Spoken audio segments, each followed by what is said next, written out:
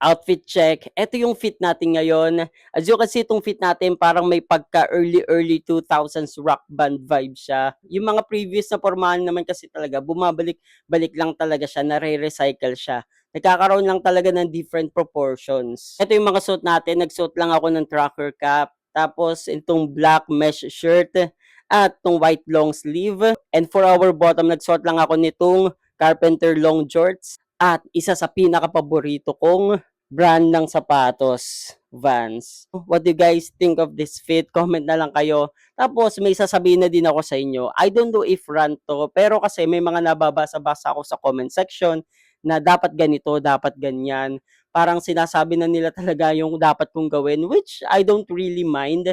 Pero kasi yung iba, it's not my style. Katulad ng isang comment na nabasa ko, magpagupit daw ako, mag-try daw ako ng newer haircuts, tapos tanggalin ko daw yung mga piercing ko. For me, it's not really my style. Mas gusto ko yung mga messier haircuts. I like my piercings. Eto talaga ako. And like what I mentioned before, ayoko din talaga sumunod sa uso lang. Isa sa problema sa fashion ngayon is halos pare-pareho na talaga ng style. Maybe it's because of the trend. Ang problema doon is natatakot na yung iba na mag-try ng different style.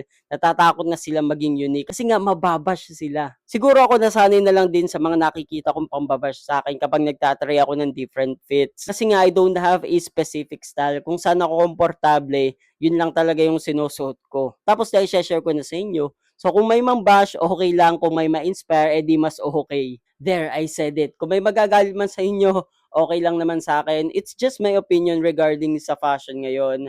Ang sa akin lang is try different silhouettes, try to experiment with clothes. Hindi naman sa lahat ng oras magiging perfect yung outfit mo. May mga times talaga na ang pangit ng fit mo. Which is okay lang naman yun kasi fashion is evolving. Ang maganda sa pagtatry ng different fits, mahanap mo yung personal style mo. Kaya don't be afraid to switch things up. Yun lang naman yung 2 cents ko regarding sa fashion. Again, this is our fit 360 view. Comment na lang kayo. Again, if you want more outfit ideas, follow for more. Ako nga pala si JV Fits, and always remember, stay fitted. Peace out.